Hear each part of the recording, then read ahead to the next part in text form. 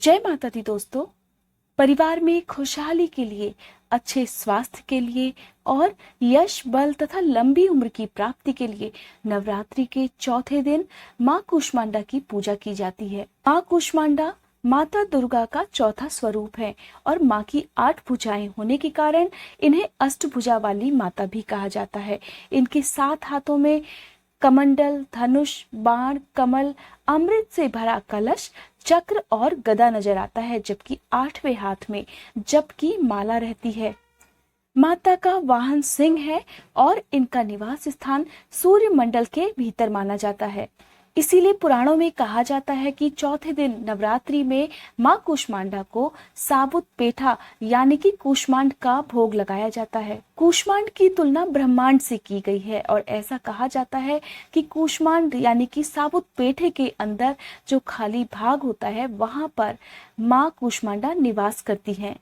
इसीलिए माता दुर्गा के चौथे स्वरूप को कूष्मांडा नाम से जाना जाता है।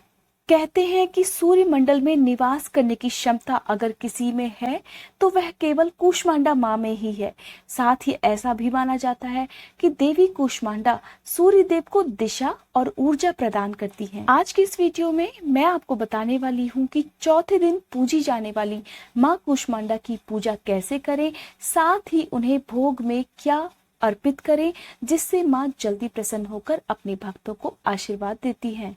इसके साथ ही मैं बताने वाली हूँ कि किन लोगों को विशेष रूप से माँ कूष्मांडा की पूजा करनी चाहिए, साथ ही पूजा करते समय किन मंत्रों का जप करना चाहिए। इसके लिए सबसे पहले सुबह जल्दी उठकर अपने घर की साफ सफाई करने के बाद स्नान करके पवित्र हो जाएं और उसके बाद अपने मंदिर में गंगा जल छिड़क कर मंदिर को पवित्र कर लें और सबसे पहले जो आपने कलश स्थापित किया है उसकी पूजा करें। पूजा में आप माँ को लाल रंग के फूल, गुड़हल या गुलाब का फूल भी अर्पित कर सकते हैं। इसके बाद सिंदूर, धूप, गंध, अक्षत आदि अर्पित करें। माँ की विशेष कृपा पाने के लिए साबुत सफेद पेठा आपको माँ को जरूर चढ़ाना चाहिए। अगर आपको साबुत पेठा ना मिल पाए तो आप पेठा भी माँ को चढ़ा सकते हैं। माँ को प्रसन्न करने के लिए इस मंत्र का जाप 108 बार आपको करना है। ओम देवी कूष्मांडाय नमः। माँ का बीज मंत्र है कूष्मांडा ऐं ह्रीं देव्ये नमः। इसके बाद पूरे विधि विधान से माँ कूष्मांडा की पूजा करके आरती करने के बाद आपको माँ से क्षमा याचना मांगनी है। इस बात का आपको विशेष रूप से ध्यान रखना है कि जब भी आप माँ कूष्मांडा की पूजा करते हैं आपका मन शांत होना चाहिए, पवित्र होना चाहिए और कोई भी छल कपट आपके मन में नहीं होना चाहिए। सबसे विशेष बात यह है कि जो भी लोग अक्सर बीमार रहते हो या उनके घर में कोई ना कोई पारिवारिक सदस्य बीमार रहता हो या काफी लंबे समय से बीमार हो, ऐसे में इन लोगों को माँ कूष्मांडा की पूजा और उपवास जरूर करना चाहिए। पूजा करते समय आपके घर में जो भी बीमार सदस्य है उसके लिए आपको विशेष रूप से माँ कूष्मांडा से प्रार्थना करनी है कि वो उन्हें जल्दी ही स्वस्थ करें और साथ ही उन्हें निरोगी होने का आशीर्वाद प्रदान करें।